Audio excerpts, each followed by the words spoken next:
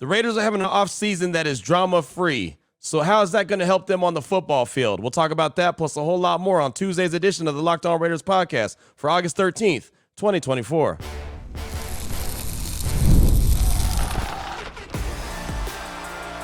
You are Locked On Raiders, your daily Las Vegas Raiders podcast. Part of the Locked On Podcast Network, your team every day.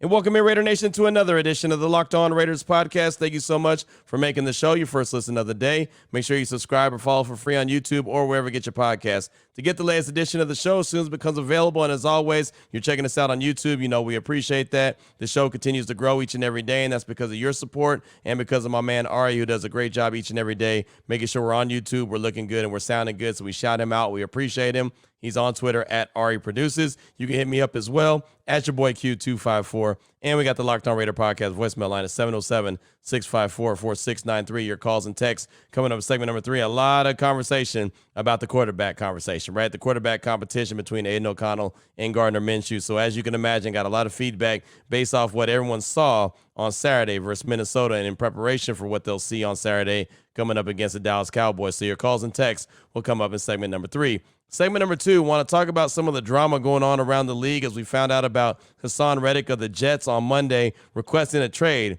Remember, he's the guy that the Jets just traded for with the Eagles to bring him in as an extra pass rusher. Now he already wants out because of a contract extension, and they're not seeing eye to eye. So I kind of thought about it, and I looked around the league and thought there's a lot of drama going on, a lot of it contract related, and none of it has to do with the silver and black. That can do nothing but help them. That'll come up in segment number 2 of today's show. Here in segment number 1, just news and notes of the day, and really just going to go over the depth chart real quick for preseason game number 2 as the Raiders released that on Monday, and also even look back and give out a couple game balls, even though it was a loss on Saturday. But, for some people that did some things that I thought were pretty good that have to do with the silver and black, we'll do that here in segment number 1 after I tell you about the title sponsor, which is LinkedIn Jobs.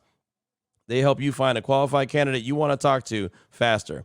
Post your job for free at linkedin.com/LockedOnNFL. That's linkedin.com/LockedOnNFL to post your job for free. Terms and conditions apply. So off top, just want to go over the depth chart real quick, the updated depth chart. And I don't really think it changed too much from week 1 to week 2. I'd have to go back and look, but I just kind of wanted to quickly go over it. Devonte Adams, who's back with the team now after the birth of his baby boy, is awesome. Expect to see him even for like a series, probably at the most on Saturday. But starting wide receivers, Devonte Adams and Jacoby Myers. Christian Wilkerson is behind Devonte with Keelan Doss right there as well, kind of the or situation. And then Trey Tucker behind Jacoby Myers with Tulu Griffin, the undrafted free agent, behind him. So the starting wide receivers, again, Devonte and Jacoby Myers, no big surprise. The starting offensive line, left tackle, Colton Miller, even though he's still on the PUP list, he has not been activated yet, won't be activated till at least after this Cowboy game, but they still have him or listed as a starter with Andrews Pete right behind him.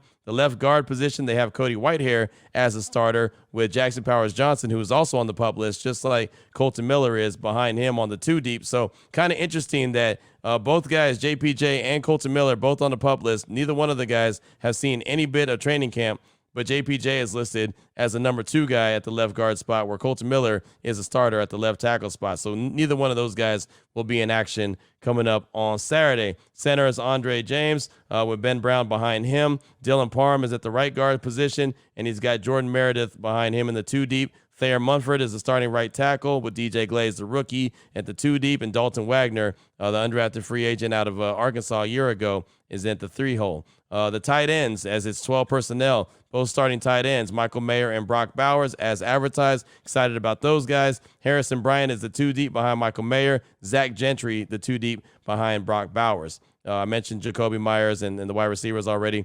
Quarterback still Aiden O'Connell or Gardner Minshew with Anthony Brown and Carter Bradley, obviously the 3 and the 4 hole, but still got that or designation right there when it comes to the quarterbacks. And then the running backs, Zamir White, Alexander Madison behind him, Amir Abdullah and Britton Brown in the 3 hole, Dylan Lobby and Sincere McCormick there in the 4 hole, clearing out the running back room. And that's a pretty talented running back room, and there are going to be some tough decisions that the Raiders have to make. On the defensive side of things, starting defensive ends, Max Crosby and Malcolm Kuntz. Behind Max Crosby, you got Tyree Wilson as the 2 deep, and then you got Janarius Robinson behind Malcolm Kuntz. Defensive tackles, John Jenkins with Byron Young behind him. Christian Wilkins with Adam Butler behind him on the 2 deep. So starting defensive tackles, you have John Jenkins and Christian Wilkins. I've already mentioned the other defensive end across from Max Crosby being Malcolm Kuntz. Outside linebacker, Devon Diablo with Luke Masterson behind him. Middle linebacker, Robert Spillane with Tommy Eichenberg, who did not play on Saturday, and Antonio Pierce said he was dealing with some things, so that's why he wasn't out there, but expect to see Tommy Eichenberg out there on Saturday versus the Cowboys. He's the middle linebacker. He's the middle linebacker in the 2 deep behind Spillane. Amari Burney and Amari Gaynor. Burney is the 3-hole behind Spillane and Eichenberg. Burney did pretty well on Saturday versus the Vikings, and Gaynor, who's in the 4-hole behind Devon Diablo, did pretty well also. Starting corners, Nate Hobbs is obviously the guy in the slot. You got Jacorian Bennett on one outside and Jack Jones on the other outside. MJ Devonshire, the rookie, is behind Nate Hobbs. DeCamerion Richardson is also a rookie behind Jacorian Bennett, and Brandon Faison behind Jack Jones. Those are the 2 deep there at the corner positions. The safeties, Trayvon Merrick, followed by Isaiah Palomau.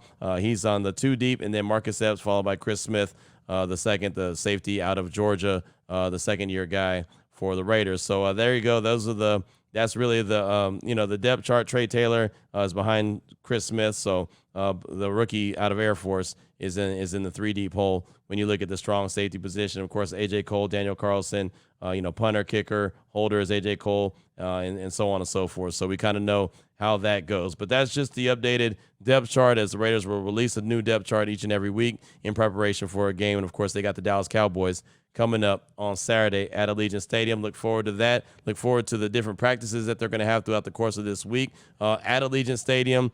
Coming up on Wednesday, I won't be able to be there just because I have my night show on ESPN, so I can't be in attendance, but I was expected to be heavily attended.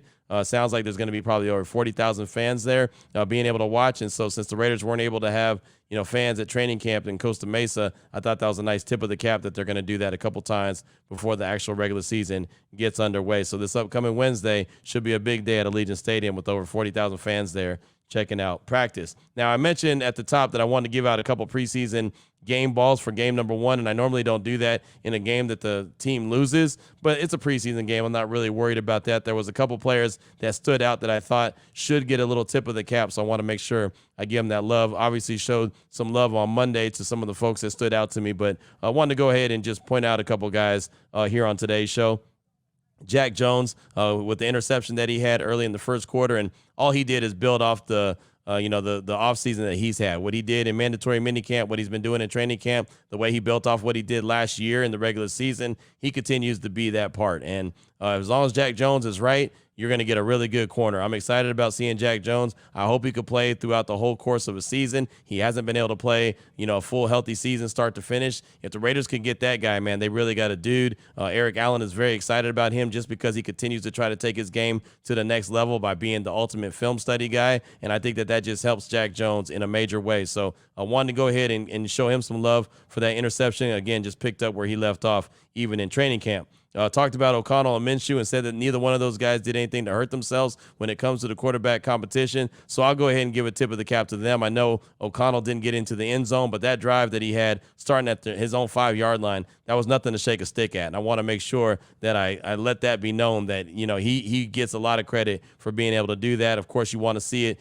end up in the end zone. They had to settle for 3. Some of that was on the wide receivers that ran into each other. Some of that was on him as well. But I want to make sure to give credit to both guys. I thought Minshew did well also, and with his time that he was out there the one quarter, and we look forward to seeing what they do on Saturday with it being roles reversed. Minshew getting the start, and then O'Connell. And really, honestly, would like to see just O'Connell get some more reps, right? Being able to see him for one drive, I know it worked out to one quarter. It would have been nice to see if he could go out there and do that for another drive. Maybe even get 3 drives out of it. That would be great. Hopefully that happens in this game coming up against the Cowboys, and he even gets a 2-minute drill like Minshew got against the Vikings. So that's what they hopefully will end up doing on Saturday against the Cowboys, but only time will tell, and obviously how the game plays out. And then finally, I want to give a game ball to Luke Getsy. right? I mentioned it on Monday's show that, I could see the vision of what the offense is supposed to look like. I didn't know what to expect from Luke Getsy in the offense, going into the game just because there's so many questions. We knew the style of offense that he wanted to run, but didn't know what it was really going to look like. And I thought for the most part, he had a really good game plan. I know towards the end of the game, some folks got upset because it was run, punt, run, punt. And I get that. They didn't really play aggressively to try to win that game at the end. But for the majority of the game, I really enjoyed his play calling. I thought he did a really good job, and I could see the vision of what they want to do. It's not going to be week 5, and I don't know what their identity is. I know exactly what the Raiders want to do offensively, what their identity is supposed to be, and I can appreciate it. And I think this offense, especially when you add Devonte into the mix, hopefully you get your 2 dudes back on the left side of the offensive line and Colton Miller and JPJ at some point. I don't know when JPJ is going to be inserted into the starting lineup. He's got to get back out there first. He's got to get a little burn under his belly and know what he's doing. But once you get that offensive line to be solid, then I think you have a real chance to have a pretty good offense. I'm pretty excited about it based off what I was able to see without getting too high or too low off one preseason game. But just the scheme and the play calling, I think it's going to be all right. So I just wanted to hand out those quick game balls just, again, for a tip of the cap for what they were able to do preseason game number 1 versus the Vikings, Jack Jones, Aiden O'Connell, and Gardner Minshew, and also offensive coordinator Luke Getsy. Coming up in segment number 2 of today's Locked On Raiders podcast, it has been a drama-free offseason for the Silver and Black. And that doesn't happen every year for them, and that's happening around the league right now for some current teams. We'll talk about that and how that could really help the Raiders as they head into the 2024 season. We'll do that coming up in segment number 2 of today's Locked On Raiders podcast. Before we get to that, though, I do want to tell you about eBay Motors. Passion, drive, and patience. That's the formula for winning championships. It's also what keeps your ride or die alive. eBay Motors has everything you need to maintain your vehicle and level it up to peak performance. From superchargers to roof racks, exhaust kits, and LED headlights and more. Whether you're into speed, power, or style, eBay Motors has you covered. With over 122 million parts for your number one ride or die, you'll always find exactly what you're looking for. And with eBay Guaranteed Fit, your part is guaranteed to fit your ride every time or your money back. With eBay Motors, you're burning rubber, not cash. With all the parts you need at the prices you want, it's easy to make your car the MVP and bring home huge wins. Keep your ride or die alive at ebaymotors.com. Eligible items only. Exclusions apply. eBay Guarantee Fit only available to U.S. customers. All right, Raider Nation, here we go. Segment number 2 of today's Locked On Raiders podcast. Want to talk about the Raiders in their offseason and the fact that it's been relatively quiet and how that's a blessing. And look, there was a time period where it felt like every single year in the offseason, there was some drama, right? Or early in the season, right? I mean, I can go back to when I first started this podcast, and the big news was Khalil Mack got traded overnight, right? It was Friday to Saturday. I still remember it like it was yesterday. And a lot of you, that was the first show that you heard from me, was my Khalil Mack, the exhausted show I did and how angry I was about that move that the Raiders decided to make when they traded Khalil Mack. And I remember coming in from a high school football game when I was there in Texas, and next thing I know, I woke up in the morning and the Raiders had traded Khalil Mack to the point where I got angry and went outside and mowed the lawn. Didn't say anything to nobody, just went and put the earbuds in and started mowing the lawn and took all my anger out on that. And then, went and did an emergency podcast to talk about the trade. So there was that. Then we all remember the Antonio Brown situation where the Raiders trade for him, and maybe he's going to be that difference maker, and he's going to bring accountability and everything he said. And then all of a sudden it was the helmet situation. Then it was the feet situation. Then it was the hot air balloon, and it was calling Mike Mayock names. And it was, and then finally he gets out of there, and he's happy to get out of there. And it was just all that unnecessary drama. And that was just something that, the Raiders didn't need to deal with, right? And then, of course, you've got them moving to Vegas and all that, different drama going, trying to relocate from one location to another and, everything going on. And then, of course, COVID, and that hit everybody. But it just seemed like there was always something going on with the Silver and Black as far as drama. Then we all remember John Gruden obviously being removed as the head coach during the season and how that shook out. We all remember the Henry Ruggs situation and how that tragedy shook out. A whole bunch of drama. Then even last year, right, going into the second year of Josh McDaniels, is he going to get fired? Is he not going to get fired? Is Patrick Graham going to be the scapegoat? Like, we had those conversations on this show. Jimmy G's all of a sudden going to be the quarterback. Is he healthy? What's going on? I mean, just nothing but all kind of question marks. Then Antonio Pierce takes over November 1st after Josh McDaniels ultimately gets fired. You know that, Carr's obviously long gone. Jimmy G's now out. Brian Hoyer's out, right? And so now all of a sudden you've got Aiden O'Connell in there and Gardner Minshew. And sure, you can say, well, they have questions because they don't know who their quarterback is. That's fine. I'd rather have questions that you don't know who your quarterback is, but you know that these two guys are battling it out for the job, as opposed to all the drama that can go on and has gone on with the team. Or even as we found out on Monday, when we hear that Adam Schefter reports that Hassan Ridgell, who the Jets just traded for, right, is asked for a trade from them because he can't get his contract situation taken care of. Schefter said edge rusher Hassan Ridgell has now officially requested a trade from the Jets per sources. The Jets sent a conditional 2026 third-round pick to the Eagles in exchange for Hassan Ridgell, who showed up for his physical and his press conference and spoke highly about the organization and opportunity, but then there was no new deal, and now there's a trade request. That was just a few months ago when they traded for him. Then the Jets came out and said, we've informed Hassan, we will not trade him. He's expected to be here with his teammates. He will continue to be fined per the CBA if he does not report. Since the trade discussions back in March, we have been clear, direct, and consistent with our position. Our focus will remain on the guys we have here as we prepare for the regular season. That was from their GM, Joe Douglas. But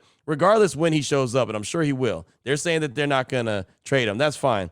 But now you've got a guy that's going into the last year of his deal. He's supposed to make about $14 million. Now he's disgruntled. Right now, he's unhappy. He don't want to be there because he's not getting what he wanted, which is silly for the Jets anyway, right? If you're going to trade for a guy who wants a contract extension, you should always trade for him and sign him to a new extension immediately. The Raiders did that when they traded for Antonio Brown, right? That was Mike Mayock and John Gruden. And then most recently, Dave Ziegler did the same thing when he traded for Devonte Adams. They didn't even announce the trade until the contract was done. Signed, sealed, and delivered. Everything was a wrap, right? They already knew what was going on. They had agreed on the contract. Everything was good. And then they announced the trade was going down. And then everything went smooth.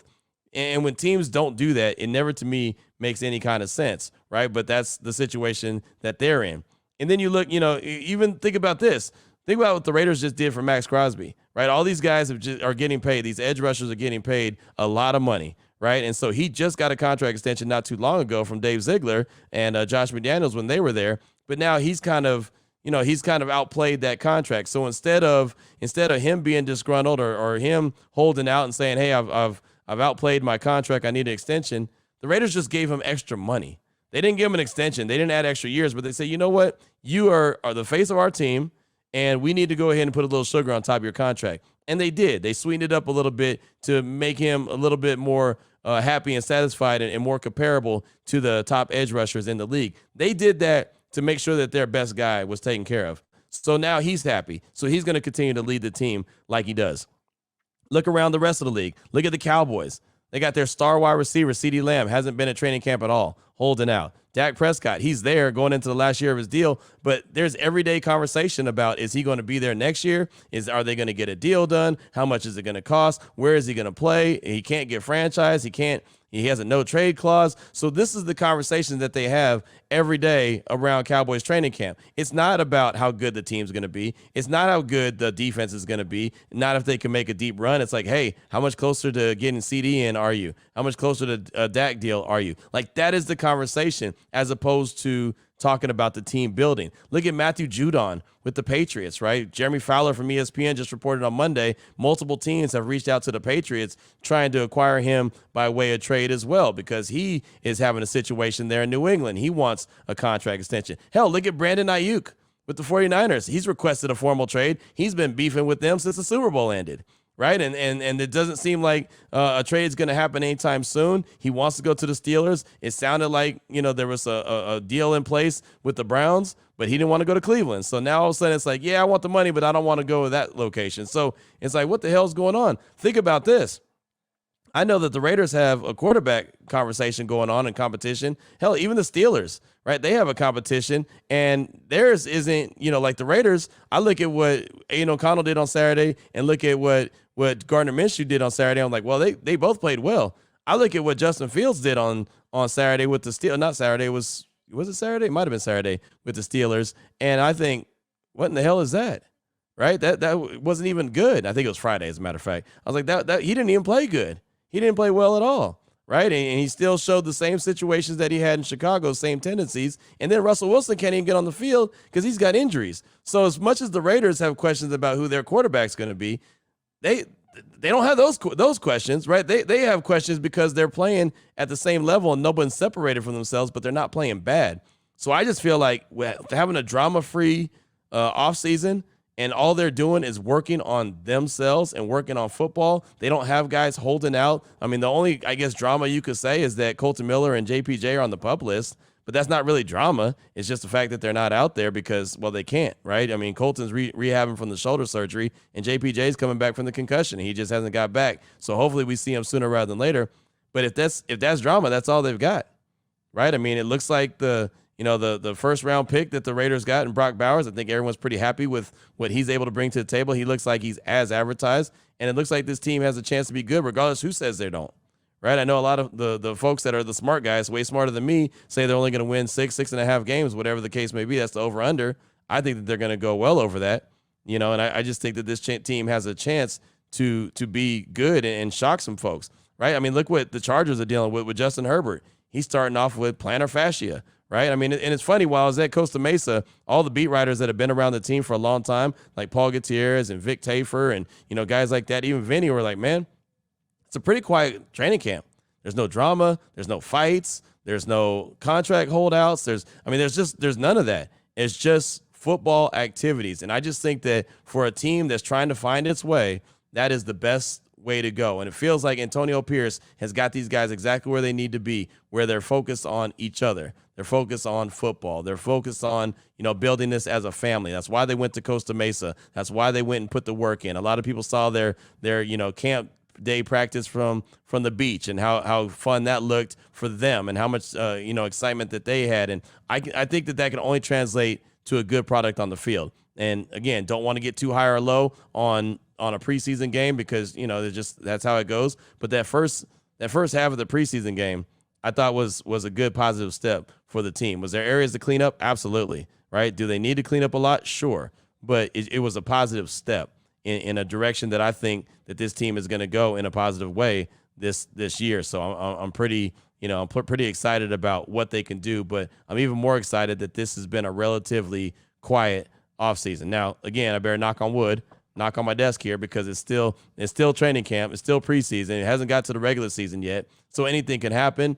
But for the most part, I feel like the Raiders are exactly where they need to be, and it's out of the drama. It's out of the headlines. Nobody's really talking about them, and that's okay, right? And even when they do talk about them and they don't give them credit for anything, that's cool. As they've said it, they're keeping receipts.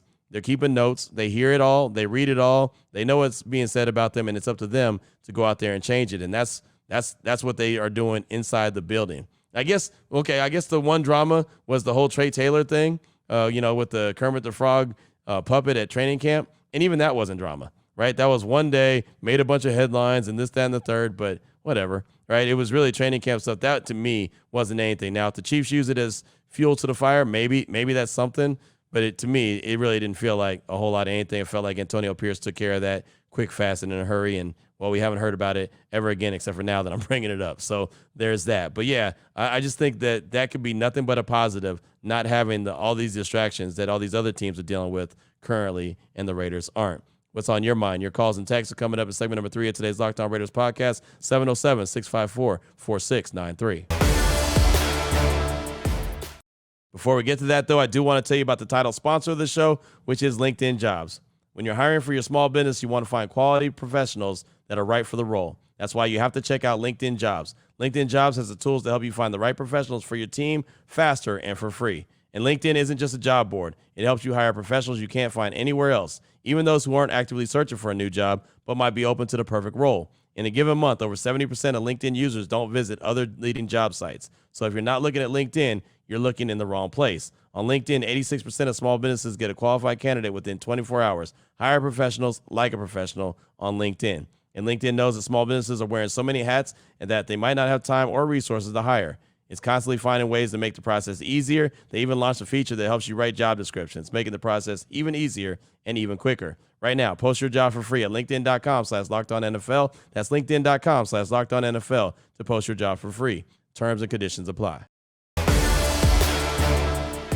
Here we go, Raider Nation. Segment number 3 of today's Locked On Raiders podcast. Your calls and texts throughout that Locked On Raider podcast voicemail line, 707-654-4693. Let's start things off with a call from Jay Peasy in the 209. He's calling to talk about the quarterback competition between O'Connell and Gardner Minshew. Here he is, Jay Peasy. Hey, what's up, Q? It's your boy Jay Peasy from the 209. Just calling in, checking in, saying what's up.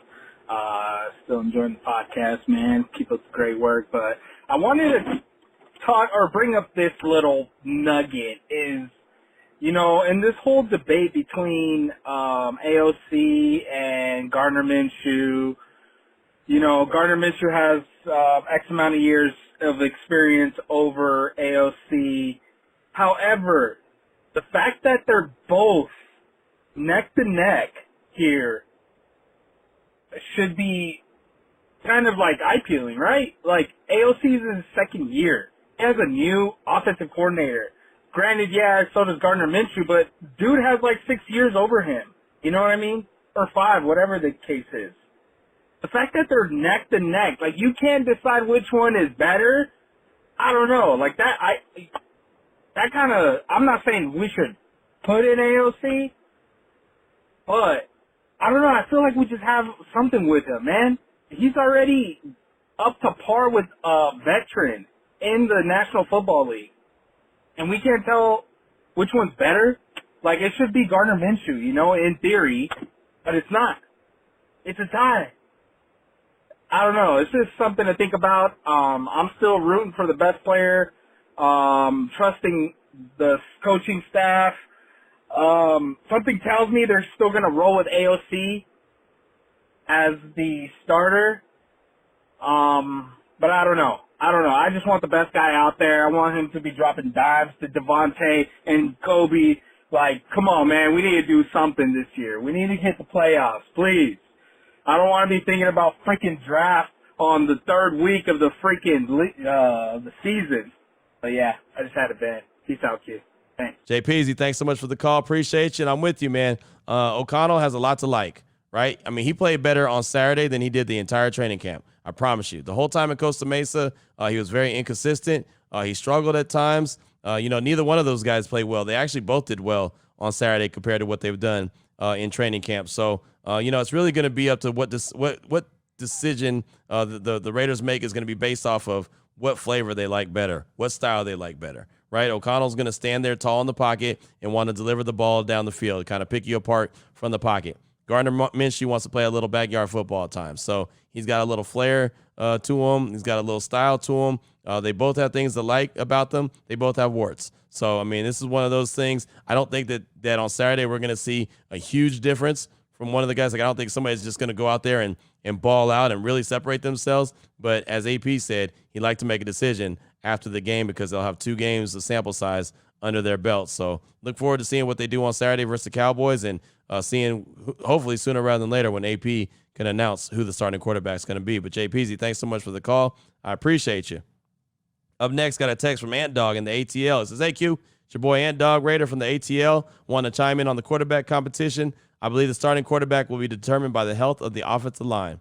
Minshew's mobility would be an asset if JPJ and or Colton Miller aren't available to start the season. O'Connell looked great with a clean pocket, but when it collapsed, he didn't have that sixth sense that some quarterbacks seem to have and feel backside pressure. One thing for certain is that regardless of the starter, we'll have more than a capable backup. Love the show. Keep up the great work, my guy. Raiders. That's Ant Dog in the ATL. And, yeah, thanks for the text. And that was one of the points that I made in the postgame show with Eddie Pascal. We were doing that from the Raiders HQ is, and I think Eddie said, is that regardless who the quarterback's going to be, the backup's going to be really good because both guys have proven that they can win games. That's something that excites me as you look back and see over 60 quarterbacks played last season. So there's a good chance that both guys are going to have to play. And as long as you don't feel like there's a drop-off, it's just like when, Carr and Mariota were there. You thought, hey, Marcus is a guy that was a former starter, so you feel confident that when he goes in, he could play at a high level as well. So now you fast forward and you have Minshew and O'Connell, and whoever gets to start, I don't care who it is, O'Connell or Minshew, you feel like the guy who's backing him up can go in there and win games because they've done it in the league. Minshew obviously at a higher level than O'Connell has, but they both won games in the league, and they show that they have the confidence looks like the coach has in both of those guys. So I think you're absolutely right about that. And the offensive line, the health of the offensive line is going to play a role, right? Because Minshew can keep plays alive with his legs, where O'Connell just doesn't really have that. And so if you don't have a solid offensive line, you might have to roll the dice with Minshew just so he can keep the plays alive, like you mentioned. That could end up being a factor. It's actually something we've talked about here on the show before. But thanks so much for the text. I do appreciate you. Up next, got a call from Cornhusker Raider. He's calling to talk about the quarterback competition and who the decision might come down to. Here he is, Cornhusker Raider. What's up, Q? This is Cornhusker Raider here. Man, love your show. Getting really excited for the upcoming season. My wife and I just moved recently, and the only way I found some couple friends that I knew in the neighborhood is seeing their Raiders flags out front. I guess I said from Nebraska here, we just moved to Missouri a month ago, so in the heart of Chiefs Kingdom, nice to have some Raiders fans here. Anyways, just had a couple of thoughts about the quarterback battle like everyone else has had, and saw some stuff today about Devonte Adams may be the one who gets the final say in the battle, and everyone knows that he's going to want someone that can sling him the rock. And I believe it was Aaron Rodgers that was talking about you got to have some confidence in that throw picks because he's going to be double team or triple teamed. And I saw that on Facebook today, so I didn't remember that off the top of my head. But just an interesting thought that I think it's going to be interesting that they're making this decision without seeing either of them with Devonte Adams. Hopefully he's there, and the Dallas game are not for sure yet. But, yeah, big Aiden O'Connell fan. It's tough because I actually kind of like Gardner Minshew. And I've always wanted to play on Madden with the Raiders with a mobile quarterback. But I think I'm still holding out for Aiden O'Connell to kind of show us what he can do with his arm. Anyway, love the show again. Look forward to it every day. Just win, baby. Cornhusker, thanks for the call. Appreciate you. And I definitely believe Devonte is going to have his input. There's no doubt, right? He's in a position in the organization where he's allowed to speak his mind, and they let him, his voice be heard, no doubt. Obviously, Max Crosby's in that same conversation. While Josh Jacobs was still a member of the Raiders, he was in that conversation. But Devonte, no doubt, can walk upstairs and go to the owner's office and speak to the owner if he wants to, and can go into AP's office and sit down and talk to him about what he's seeing, what he's hearing. They let him get that input, and that's something that Devonte likes and appreciates about the Raiders as well. I know that he didn't have that voice in Green Bay. That was the team goes as Aaron Rodgers goes, right? Aaron Rodgers was the guy that had the voice in the Green Bay organization. Devonte does have that kind of conversation and have that kind of pull in the organization. I don't think the ultimate decision will come down to just him, but I do think he'll provide his input. Hell, I think Max Crosby will give his input. Hey, man, this is what I'm seeing. This is what I'm seeing from the quarterbacks, and this is who I think will probably give us the best chance to win, and then go from there. Again, it's going to ultimately come down to the coaching staff, obviously Antonio Pierce, what they see, but I do think that they're going to get the input from some of the players as well. So thanks so much for the call. I do appreciate you. Up next, got a text from Kenny from Long Beach. It says, hey, Q, it's Kenny from Long Beach, Cali, longtime listener, first-time texter. Love your show and everything you do for Raider Nation. Keep being awesome. Just want to say how interesting things have changed over the past year or two in training camp. Previously, the talk in camp was how the Raiders' offense was the strength of the team and that the defense would hopefully do just enough to complement the offense. Don't blow leads and hold on for the W. Now the D is the strength of the team, and the hope is the offense will hopefully score more than 24 points a game to help us win. Crazy. Never thought I'd see the day when the Raiders' defense would be considered the strength of the team. I love it, though, and I also hope we see more progress from the quarterbacks this upcoming week against the Cowboys. It'd be nice to see who our starter will be before the final preseason game. Go Raiders. That's Kenny from Long Beach. And yeah, it is funny, man, how the tide has changed, right? It was always the offense, and defense wasn't worth the salt. It was Max Crosby and 10 other dudes. Now, all of a sudden, you've got a strong defensive line, a strong secondary, linebackers are solid, back end is solid. Like, you feel great about the defense, and you question the offense. If the offense, man, like you said, 24 or more than 24 points a game, if the offense could score 24 points a game on the average, they're going to win a lot of games. I really think that they're probably going to score around 20, 21 points per game. I don't think they quite get to 24 consistently. But if they can hit that 24-point mark, man, they're going to win a lot of games because I think that defense is going to be good. Obviously, they got to be a lot better than they were on Saturday, especially stopping the run. But I do think this defense is going to be special, and this Raiders offense has just got to do their part. And we do know what we see is that they're going to try to have ball control.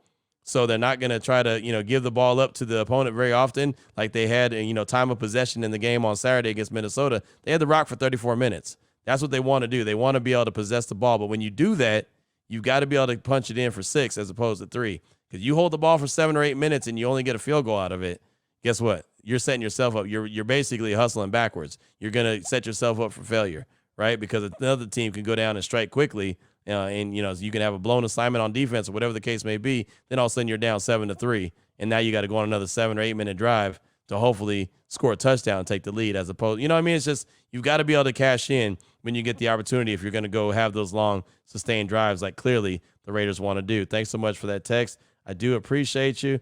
I got time for one more call. We'll take it from Calvin from Maryland. He's calling to talk about the Raiders and what he believes the team will do this year with all the weapons they've got to get it done with. Here he is, Calvin from Maryland. Yo, Q. Yo, Q. If you watch Juice, you know what I'm talking about. This Calvin from Maryland, man. Just calling and let you know, man, look. I don't know what happened on listening to you on your radio interview. We support you 100%, man. So don't even worry about that clown that was talking. At the end of the day, we just need the best quarterback possible, man. I feel we got all the weapons that you could really need, man. We got the big tight end, we got the fast tight end, we got 2 good route runner receivers, we got a stud running back, and we got a fast receiver with Trey Tucker. We just need the right play calls and the right quarterback and the offensive line to hold up, man. If all that works, I think we'll be successful. You know what I mean? So we just need all that to work. But that it's asking a lot. But I think Antonio Pierce will get it worked out. You know what I mean? And the one thing I like, even though the calls at the end of the game, the timeouts at the end of the game was a little questionable. Once the bullets start flying, this real life time, I think Marvin Lewis and some of the other people he brought in, they'll definitely help out, give some good words of advice, like, hey, I don't think we should do this, maybe we should do this, and he's a student of the game, so, and he respects people that have been there, done that, so I think he'll listen, but hey, man, I think we'll be successful, man, so, I ain't want to say the P word as of yet, but I do see us going pretty far, better than what they're talking about. 6.5 games, they got to be out of their damn minds. We want to win more than that. So, it's just about us gelling. They say the team loves each other, got each other's back, offense, defense, which is good because most of the time the offensive players stick with their players, the defensive players stick with them. So Antonio Pierce has really created a true brotherhood, which you need more than anything. It's a battlefield on that football field. So if my brother's hurt, whether he's offense or defense, I'm going to ride for him. And I think that's what Antonio Pierce has created. So, hey, man, let's ride this till the wheels fall off. And, hey, we want to be successful, man.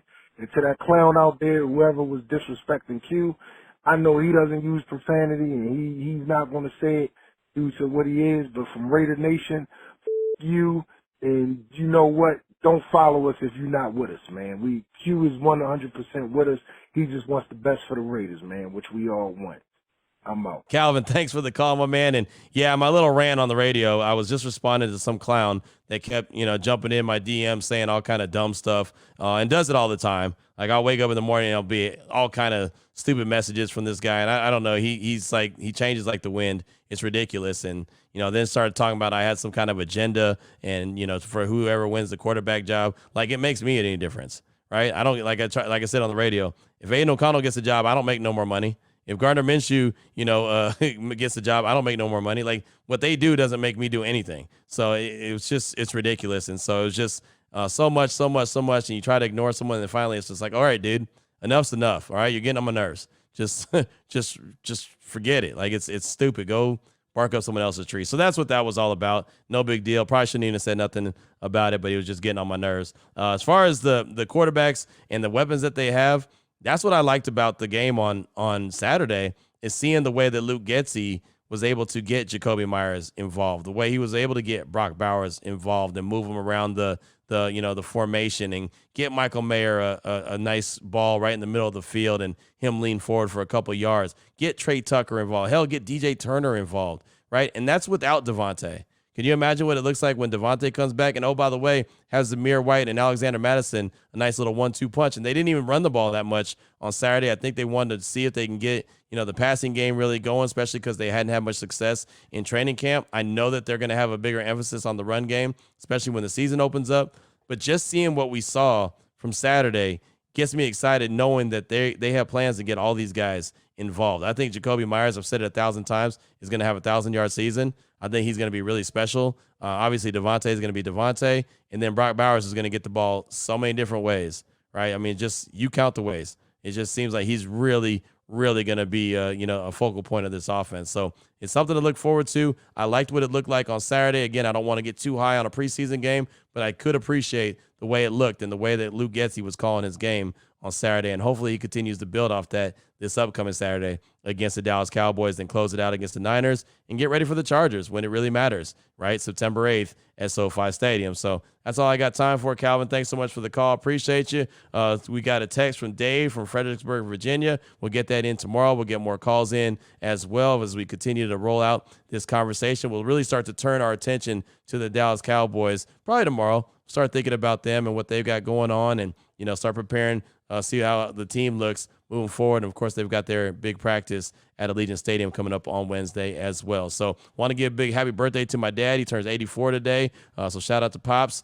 So I'll definitely be giving him a call, to wish him a happy birthday. And it's awesome. I have, my mom and my dad around. I call my dad after every Saturday after I get my haircut. That's my little ritual. Call him and we catch up for the week on whatever sports are going on, whatever the Raiders are doing, whatever the case may be. So I definitely want to shout him out as he turns 84 today, a young 84. Is my pops. So happy birthday to him. So we'll be back tomorrow. Of course, more news and notes, more phone calls and texts, and we'll have plenty of conversation as we get closer and closer and closer to week 2 preseason action versus the Dallas Cowboys. Until then, Raider Nation, take care of yourself, take care of your family, love on your family. Most importantly, as always, just win, baby.